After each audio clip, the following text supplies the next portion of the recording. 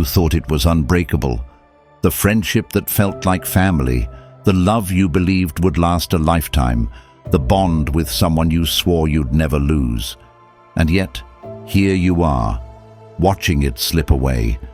The silence between you grows louder, conversations turn cold, trust feels like a distant memory. And the worst part, you don't know how to fix it. Maybe pride is in the way. Maybe past mistakes feel too heavy. Or maybe, deep down, you're afraid. What if it's too late? But here's what the Stoics would tell you. Nothing is lost unless you choose to abandon it. What if you could rebuild what's broken? What if there was a way to repair any relationship without begging, without manipulation, without losing yourself? That's exactly what you'll learn today. Not just theory, not just philosophy, but 6 Stoic principles that will reshape how you approach every relationship in your life. Friendships, family, love, even professional connections.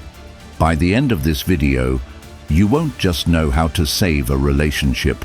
You'll become the kind of person who never loses one again. So if you're ready to step up, take control, and rebuild what matters, let's begin. 1. Self-reflection. Master yourself before fixing the relationship. Jack sat alone in his apartment, staring at his phone. His best friend Ryan hadn't spoken to him in weeks. Their last conversation had ended in an argument. Nothing catastrophic, but something had snapped between them. Jack had accused Ryan of being unreliable. Ryan had fired back, and both left the conversation wounded, waiting for the other to apologize first. The silence grew heavier with each passing day, but Jack couldn't shake the thought, why should I be the one to fix this? The situation felt unfair. Jack had only spoken the truth. Ryan was unreliable at times, but the longer he sat in his stubbornness, the more he felt the weight of something deeper, an unease, an unspoken realization he wasn't ready to admit. His frustration with Ryan had been real, but had his reaction been justified? Had he spoken from reason or from the sting of personal expectations not being met? Most relationships don't break apart from one singular moment. They erode slowly, not just because of what happens, but because of how we respond. We assume the problem lies in the other person. We replay their mistakes, their words, their failures. But Stoicism challenges us to ask a different question. What if I am the problem too? Before you attempt to mend a broken relationship, you must master yourself first. If you cannot control your own emotions, how can you expect to fix something as complex as human connection? If your pride prevents you from seeing your own role in the conflict, how can you expect the other person to change? This is where most people fail, not because they lack good intentions, but because they refuse to look inward before trying to fix the external. Marcus Aurelius once wrote, "You have power over your mind, not outside events. Realize this, and you will find strength." Meditations. It is a lesson that few apply when dealing with fractured relationships. The truth is, we spend more time demanding others to change than working on the one thing we actually have control over, ourselves. Jack realized something uncomfortable that night. His anger toward Ryan wasn't entirely about that single argument. It was a buildup of expectations, unresolved frustrations, and his own personal insecurities about being taken for granted.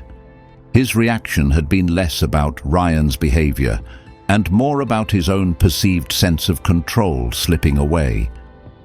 This is what Stoicism reveals to us. The external world is rarely the true cause of our suffering.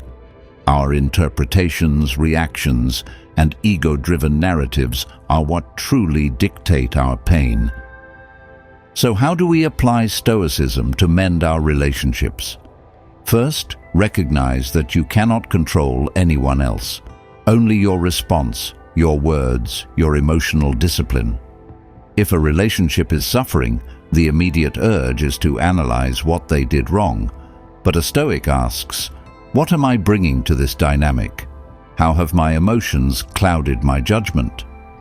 Second, practice self-restraint before reacting. The biggest mistakes in relationships come from reacting in the heat of emotion, saying words that cut too deeply, making assumptions that turn wounds into fractures.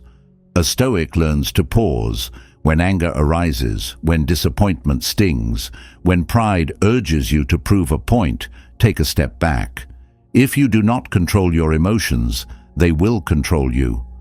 Third, stop demanding perfection from yourself or others.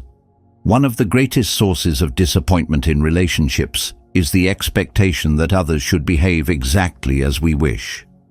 When they don't, we feel betrayed, resentful, hurt. But is this a rational expectation?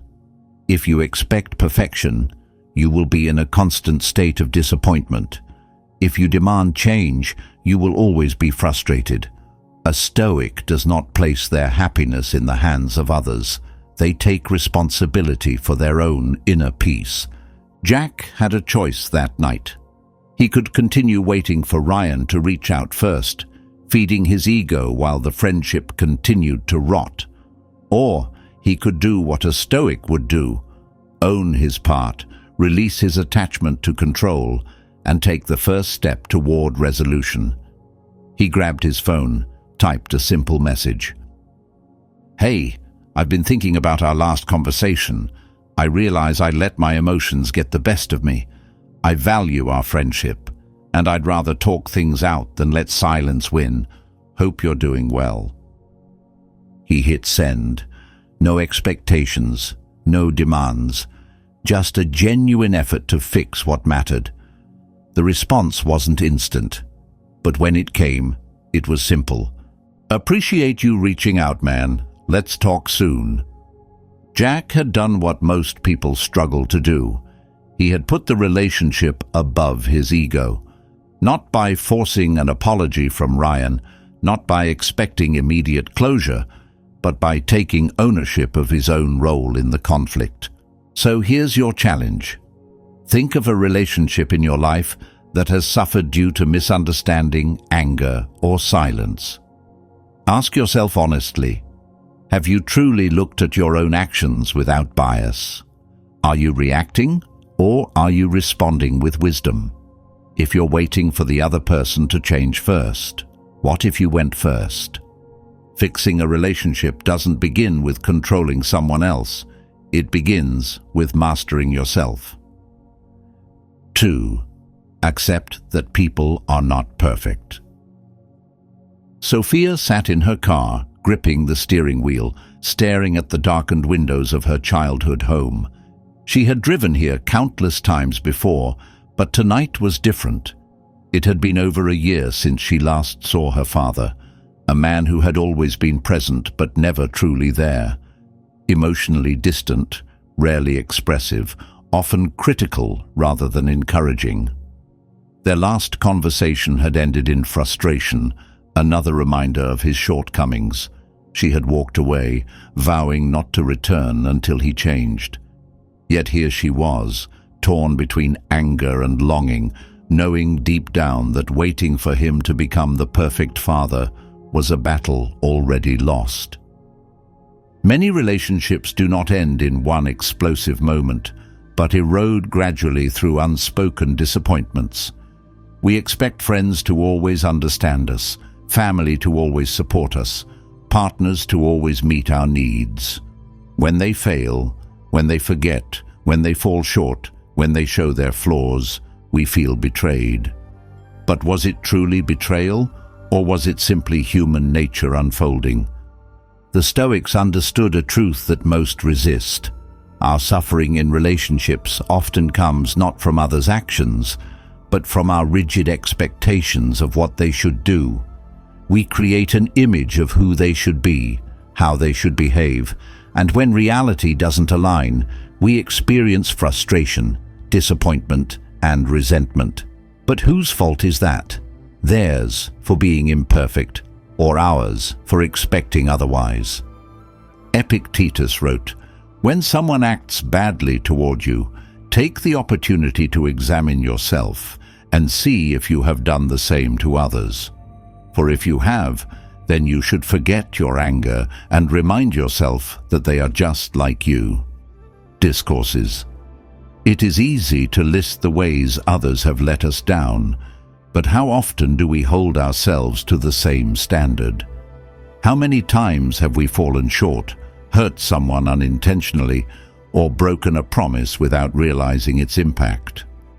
If judged by the expectations we place on others, would we ever pass the test? Sophia had spent years resenting her father for being emotionally unavailable, but had she ever considered his struggles? Had she tried to see beyond her own expectations? The Stoics teach that to accept others as they are, we must first recognize our own imperfections. No one moves through life without making mistakes or failing to meet someone else's standards. And yet we demand from others what we struggle to master ourselves. To mend a broken relationship, you must release the illusion that people will ever be exactly who you want them to be. This doesn't mean tolerating toxic behavior or never setting boundaries. It means understanding that people, friends, family, partners, are not characters in a story designed for your comfort. They are real, flawed human beings navigating their own struggles, just as you are. So, how do you apply this principle? The next time someone disappoints you, pause before reacting. Ask yourself, am I upset because they truly wronged me, or because I expected them to be someone they are not? If a friend forgets an important event, does that erase every time they stood by you? If a sibling fails to offer support, does that mean they don't care? Or does it mean they are human, preoccupied with their own battles? Acceptance does not mean resignation. It does not mean tolerating one-sided relationships where you are constantly hurt. Instead, it means making a conscious decision to see people as they are, rather than through the distorted lens of expectation. When we demand that others fit a specific mold, we do not love them. We love the idea of them. But love, in its truest form, is an act of seeing fully, flaws and all, and choosing to stay. Sophia could have stayed in her car that night, waiting for her father to transform into the man she had always wished he would be. Instead, she stepped out, walked to the door, and knocked. Not because he had changed, but because she had. She chose to see him not as the perfect father she envisioned, but as a flawed man doing the best he could. If you're holding on to resentment towards someone in your life, ask yourself, am I waiting for them to become perfect before I forgive them? If so, you may be waiting forever. The real act of strength isn't in demanding perfection, but in choosing to love despite imperfection. Here's your challenge. Think of someone in your life whom you have been judging too harshly. Maybe it's a friend who disappointed you, a family member who let you down, or a colleague who failed to meet your expectations. Instead of focusing on what they should have done, try to see them as they are, a person with their own struggles, fears, and limitations. Ask yourself, have I ever made similar mistakes? Have I ever needed someone to forgive me? Then take action. It could be a message, a phone call, or simply a shift in your perception. Let go of resentment. Choose to understand rather than judge.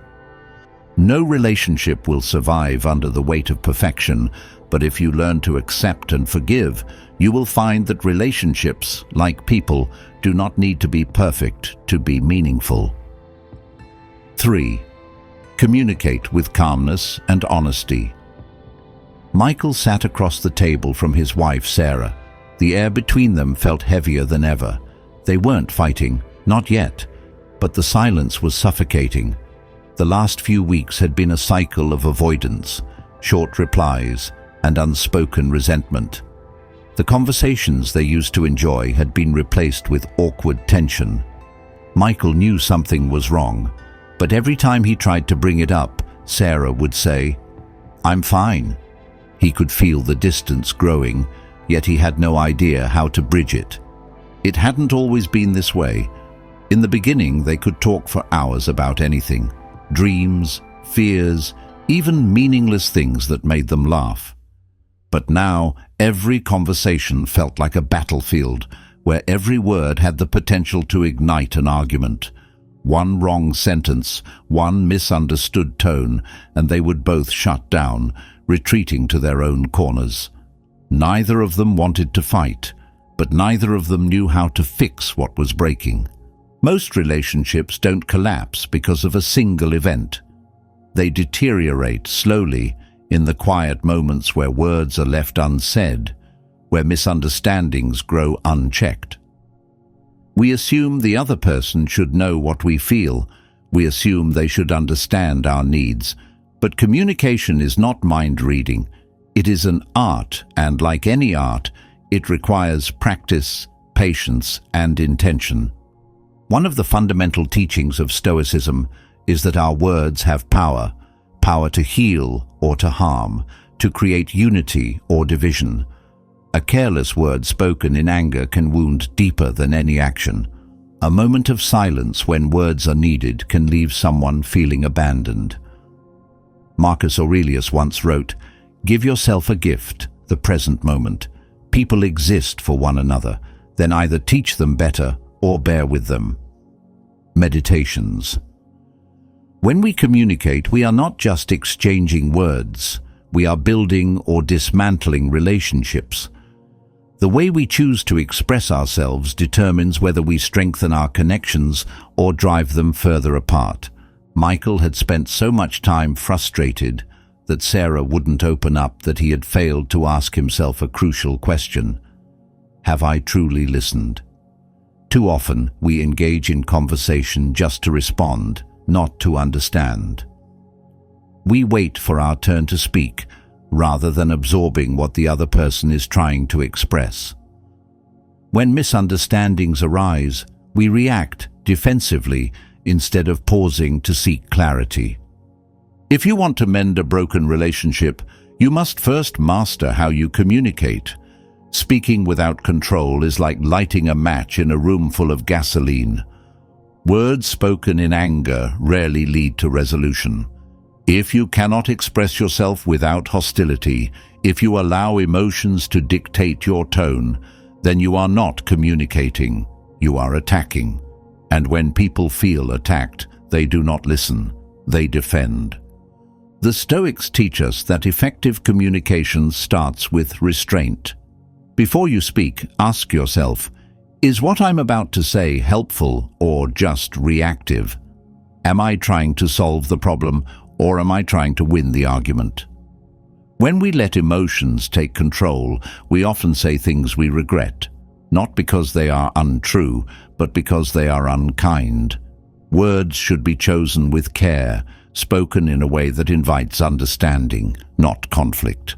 Michael decided to change his approach. Instead of confronting Sarah with frustration, he sat beside her and simply said, "I feel like there's distance between us, and that worries me. I miss talking to you. Can we figure this out together?" It wasn't an accusation. It wasn't a demand. It was an invitation, an opening for real conversation. And for the first time in weeks, Sarah didn't pull away. She sighed, hesitated, and then whispered, "I've been feeling the same way, but I didn't know how to bring it up." The key to repairing relationships is not just what you say, but how you say it. Instead of, "You never listen to me," try, "I feel unheard, and I need to talk about it."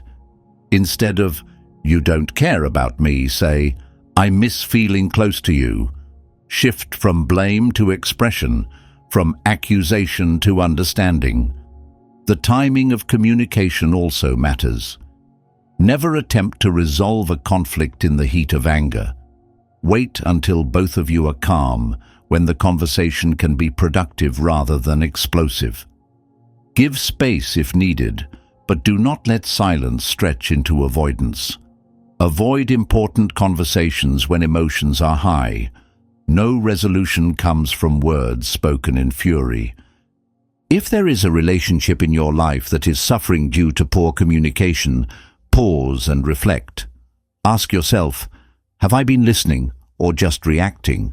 Have I been expressing my feelings with clarity, or am I assuming the other person should already understand? If you find that emotions have been controlling your words, take a step back. Write down what you truly want to express before speaking. Approach the conversation with the goal of understanding, not proving a point. Then, take action. Initiate the conversation, not with blame, but with vulnerability. Say, I value our relationship, and I want to understand where we stand. Use words that open doors, not ones that close them.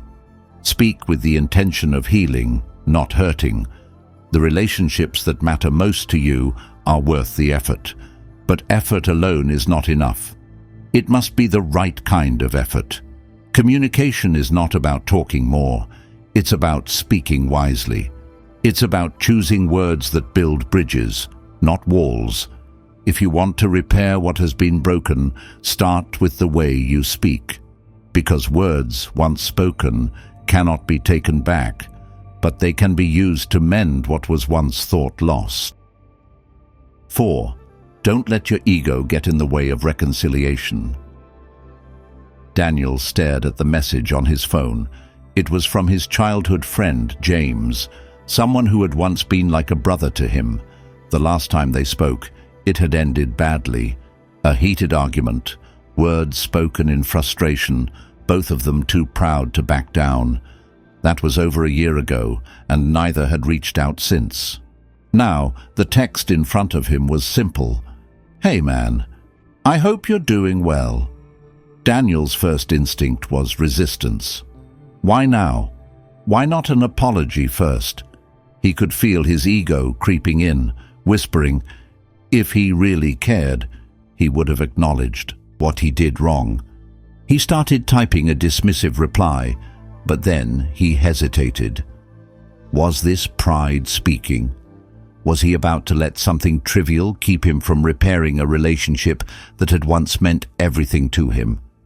Ego is one of the most dangerous obstacles to healing a relationship. It convinces us that being right is more important than being close.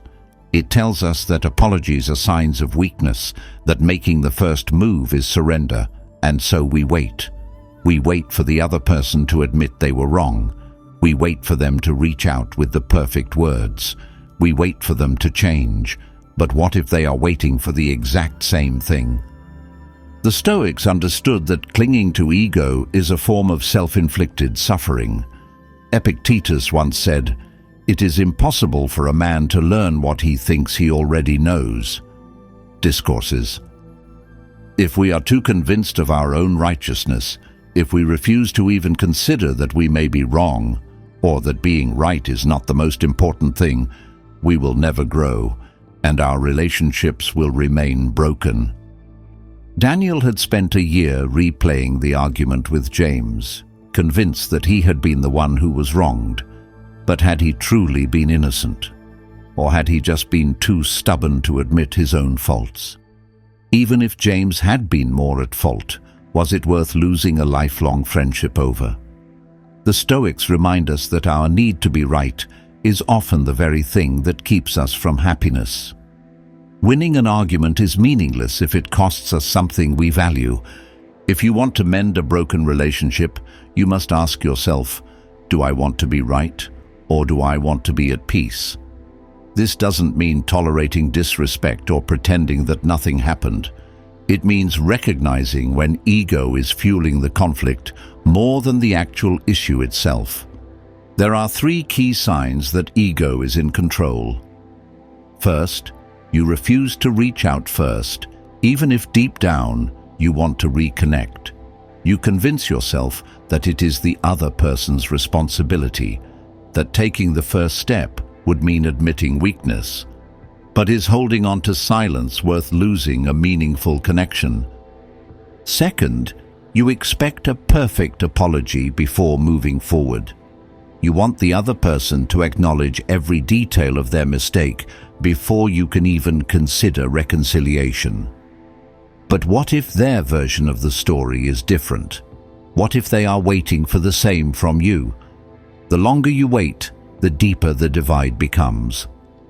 Third, you replay the past to justify your resentment. Instead of focusing on a solution, you constantly revisit what went wrong, fueling your anger rather than working toward resolution. This mental loop traps you in bitterness, making it impossible to move forward. Sometimes the strongest thing you can do is be the one to take the first step. This doesn't mean you are weak, it means you are wise. If you know you were wrong, own it. Apologizing doesn't make you smaller, it makes you stronger. If you know the other person was wrong but refuses to apologize, ask yourself, is holding on to resentment worth more than the relationship? In many cases, forgiveness is not about excusing their actions. It is about freeing yourself from the burden of anger. Daniel put his phone down and took a deep breath.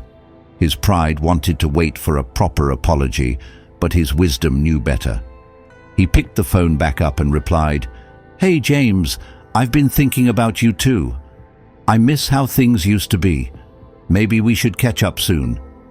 There was no mention of the argument, no need for an immediate resolution, just a willingness to move forward. Within minutes, James responded, "I'd really like that." Reconciliation does not mean forgetting what happened. It means making a choice. Do I value this relationship enough to set aside my need to be right? It means recognizing that connection is more valuable than ego. The strongest people are not the ones who refuse to bend. They are the ones who are willing to reach across the divide and rebuild.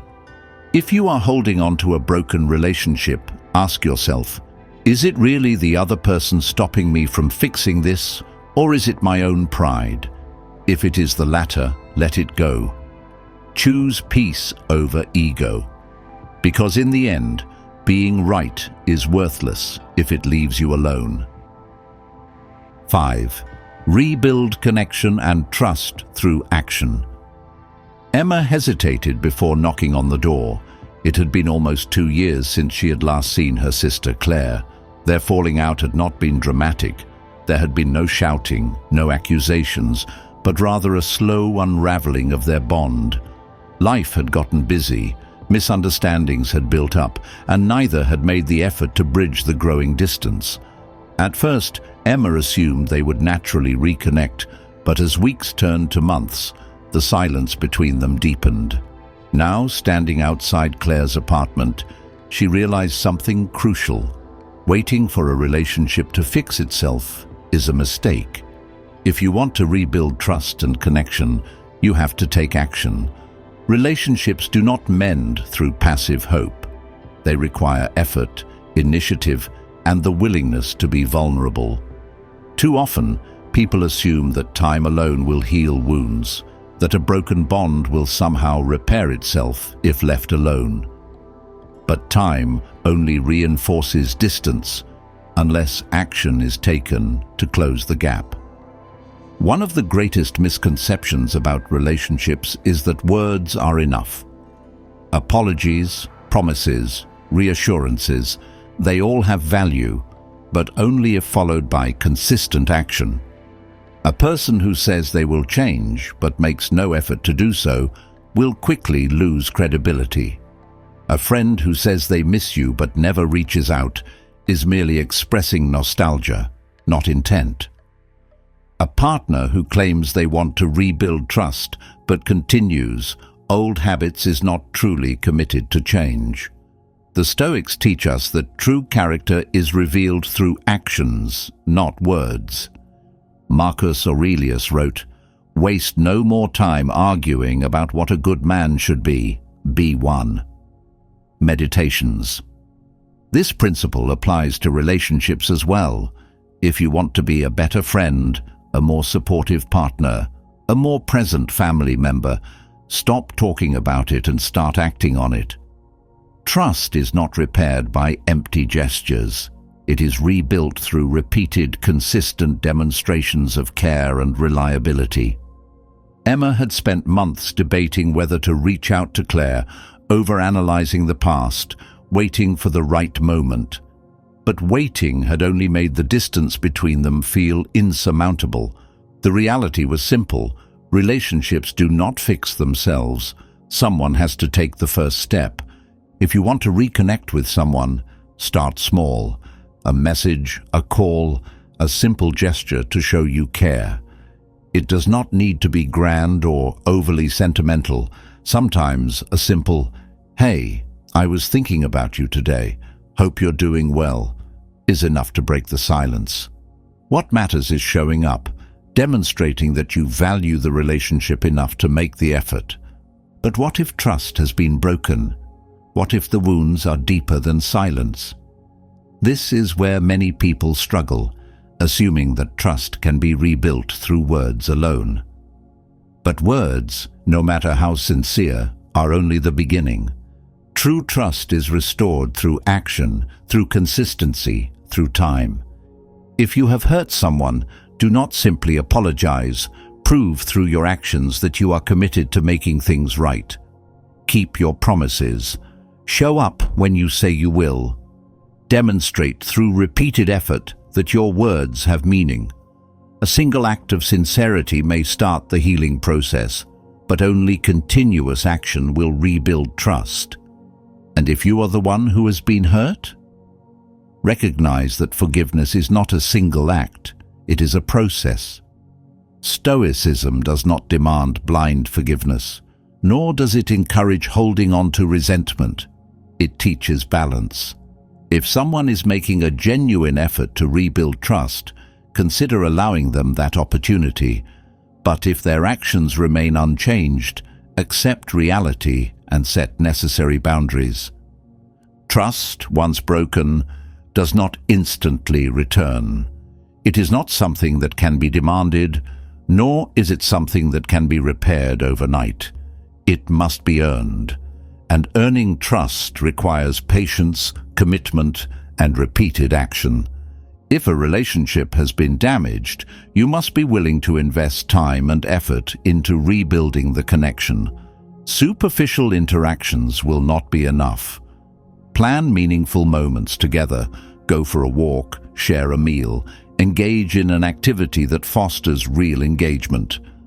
In the age of digital communication, personal interaction carries even greater significance. A face-to-face conversation can heal wounds that 100 text messages cannot.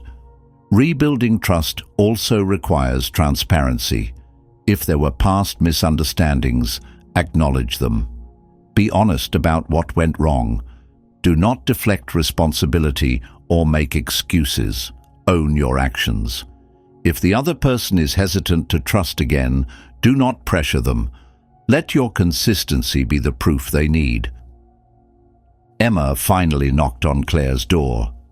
The moment was tense, uncertain. But when the door opened and Claire simply said, "I was hoping you'd stop by," she realized that the hardest step had already been taken, the choice to reach out. If there is someone in your life you have lost connection with, take the first step. Send the message. Make the call. Show up. And if trust has been damaged, remember, it is not words, but action that rebuilds what has been lost. 6. Learn to let go when necessary. Rachel sat alone in her apartment staring at the framed photograph on her desk. It was a picture of her and Emma, her best friend of nearly 15 years. They had been inseparable for most of their lives, laughing through high school, supporting each other through heartbreaks, navigating adulthood side by side. But in the last year, something had changed. Conversations had become strained, trust had eroded, and the warmth that once defined their friendship had slowly faded. She had tried to fix it. She had initiated deep conversations, tried to understand what went wrong, and even apologized for things she wasn't sure were her fault. But nothing seemed to bring them back to the way they once were. Emma had become distant, and when they did talk, it felt forced. Rachel found herself constantly justifying Emma's behavior, making excuses for why she had changed, convincing herself that if she just tried a little harder, things would go back to normal. But as she stared at the photograph, a painful realization settled in. She was holding on to a version of their friendship that no longer existed. She had been fighting to restore something that Emma no longer seemed to want. And in that moment, she understood something that Stoicism teaches with clarity. Not every relationship is meant to last forever, and sometimes the strongest thing you can do is let go. Many relationships do not end with a dramatic explosion. They fade, they drift, and sometimes we cling to them not because they still serve us, but because we are afraid of what it means to release them. We fear loss. We fear change. We fear admitting that something we invested so much in has run its course. But what if holding on is more painful than letting go? What if, instead of preserving something broken, we allowed ourselves the freedom to move forward? The Stoics teach that attachment to things beyond our control is the root of much suffering. We often believe that if we just try harder, if we just say the right words, if we just give it a little more time, we can fix what is falling apart. But reality does not bend to our desires. Seneca wisely said, "What need is there to weep over parts of life? The whole of it calls for tears." Letters to Lucilius. This is not about giving up on relationships at the first sign of trouble. It is about recognizing when a relationship has reached its natural conclusion. It is about understanding the difference between fighting for something meaningful and clinging to something simply because we are afraid to let go. Rachel had spent months blaming herself, wondering what she could have done differently, replaying past conversations, searching for the moment everything shifted. But she never asked the most important question: is this relationship still serving me? Not every broken relationship needs to be repaired. Some are meant to teach us, to shape us, and then to be released. Letting go does not mean forgetting or erasing the past. It means acknowledging that what once was beautiful may no longer be, and that is okay. If you find yourself in a relationship, whether romantic, platonic, or familial, that is draining you, ask yourself, am I staying because this relationship is still meaningful? Or am I staying because I fear losing what once was? Does this relationship bring more joy than pain? Or am I holding on out of obligation? Am I valued in this relationship? Or am I the only one trying to keep it alive? If someone continually disrespects you, disregards your efforts, or makes you feel like you are chasing something unattainable, it may be time to let go. Not with resentment, not with anger, but with gratitude. Gratitude for the lessons they brought into your life.